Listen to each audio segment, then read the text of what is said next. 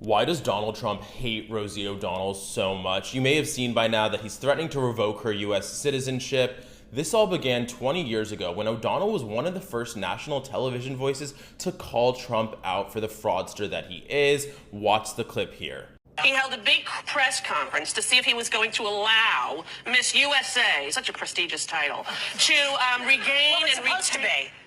Miss America is the prestige. Miss USA is a different thing. Representing America in a bathing suit. Yes, it's basically a model competition. Let's be realistic, okay? What about peace in the world? They always want peace in the world. They have one question in Miss USA. They always say, I'd like to cure cancer and end world hunger. And then I'd like to go to Studio 54 and do some crack. But apparently, this young girl, Tara Conner, how old is she? 21.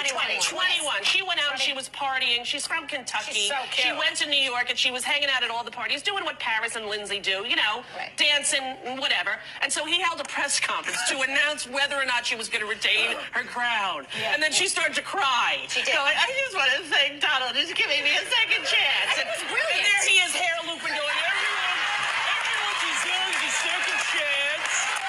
And I'm going to give her a second chance. Your hair is perfect for that.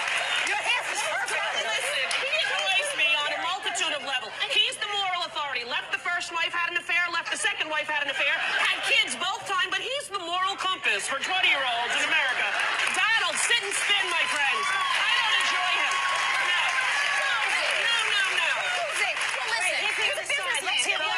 This is the thing. You say what you want to say about him. I know you said that his father gave him his money. He had inherited a lot of money. Wait a minute. And he's been bankrupt so many times where he didn't have to pay. People have been bankrupt, but he's come But back. the people beneath him who he owed money to got shorted out of the money, but he got to try again and again. And you know what saved him the second time?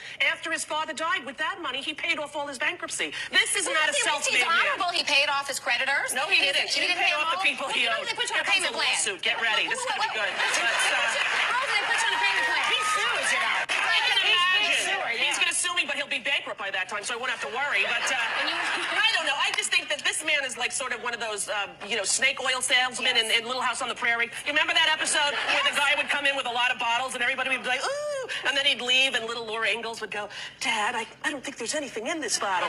Well, you're right, Half-Pint. That man was full of crap. That's sort of what it is, I think, I love it. That's my opinion. I don't enjoy it. And yes, thin-skinned Trump did threaten to sue O'Donnell after this.